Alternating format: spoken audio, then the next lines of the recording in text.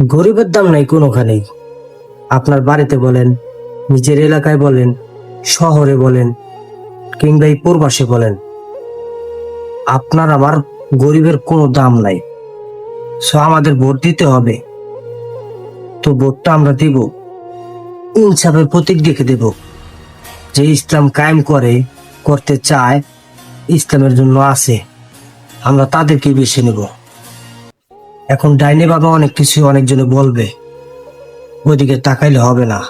আমরা গরিব, ডাইনে বলবে বামে বলবে, আমরা কিন্তু বড়লোক হয়ে যাবো না। আর আমাদের যে চিন্তা ভাবনা ইসলামের পক্ষে থাকবে, ইসলামে ভোট দিব, সেখানেও বড়লোক হবো না। কিন্তু দিন শেষে ভালো থাকবো, না হানাহানি থাকবে, না কোনো কিছু থাকবে, না কোনো সমস্যা থাকবে। সব দিক দিয়েই ইনশাল্লাহ আমরা ভালো থাকবো।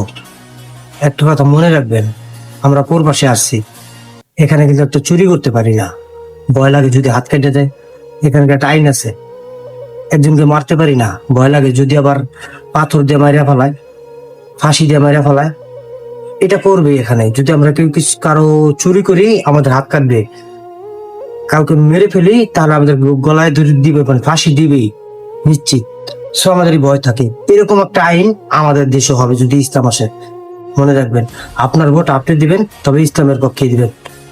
আমি ইনশাল্লাহ হাত পাখাই দিব, তারা ইসলামের পক্ষে আছে।